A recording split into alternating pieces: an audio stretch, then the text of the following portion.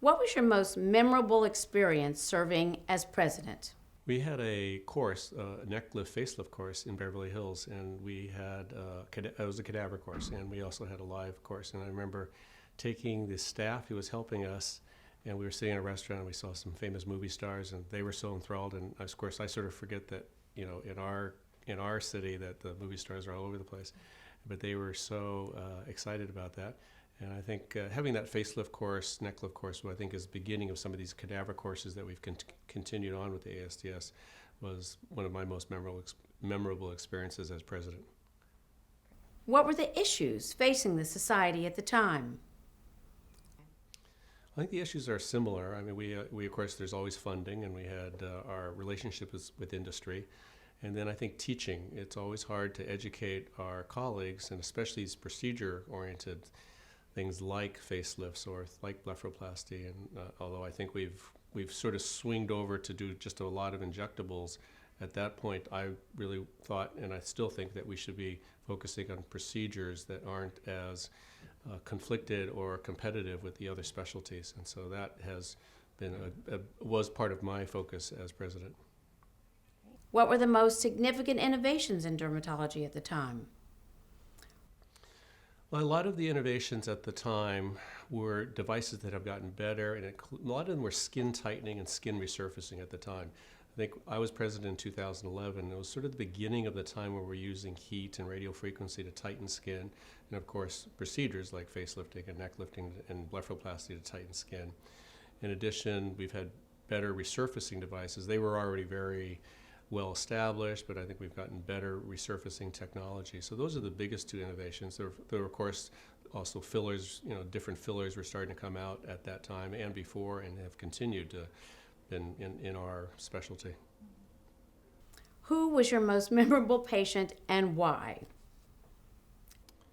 I had a patient who was a former Secretary of State named Warren Christopher, and he showed as a leader of our country how to be very diplomatic, which is, of course, he was a Secretary of State, and he was the type of person who they said at his memorial that he would be the last person to speak. He was quiet, but was able to, hear both sides of the thing. And I think that helped in leadership positions, especially as ASDS president, and then when I went on to become AAD president, having that ability to listen and being able to hear all sides of an argument and hear all parts of the specialty. I think that's important, because even now we have certainly, there are people who are very loud and vociferous, and other people that are quieter, and sometimes you need to hear all sides of an issue.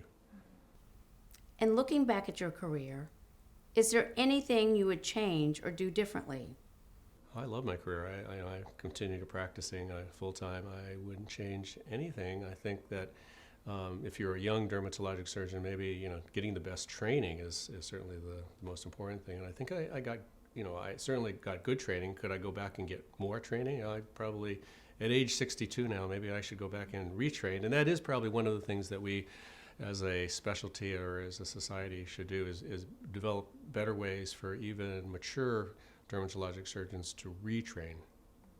What advice would you give today's young dermatologic surgeons? I think the main thing is our specialty is heading too much toward technology and fillers. I would like the young dermatologic surgeon to really go back and looking at procedures to tighten skin in addition to the non-invasive ways. That is, we should be more invasive and be more surgical. We really are a dermatologic surgical specialty. And it's partly the influence of industry and our leaders that have pointed us predominantly into this, everything's injected with a 30-gauge needle, or everything, you press the button with the laser. But other specialties are doing that. Everybody's copying us. And so I think we need to preserve our specialty. Like any type of specialty, we need to diversify, and I would remind everybody, especially the young ones, to learn the procedures like neck lifts and like blepharoplasty.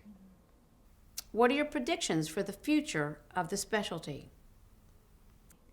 Well, we certainly have some of the brightest and the best in medicine in our specialty, so I think our future is very bright. I do think that there will be new things that we can't even predict, whether it's artificial intelligence or new technology. So it's often hard to predict, but I think since we have the best, we will be sort of at the forefront of utilizing the new technology. And I think that because we have the best and the brightest, our leaders will hopefully lead us into the right directions as things change. What advice do you have for ASDS leadership in serving its membership in the future? This course had cadaver courses. I think what we really need, though, is more bedside teaching. We should develop ways that we can go to each other's offices and say, how does Ron do this procedure, or how does so-and-so do this procedure? And I think we learn better. Like, the cadavers are not the same as doing a facelift on a cadaver. It just isn't the same feel.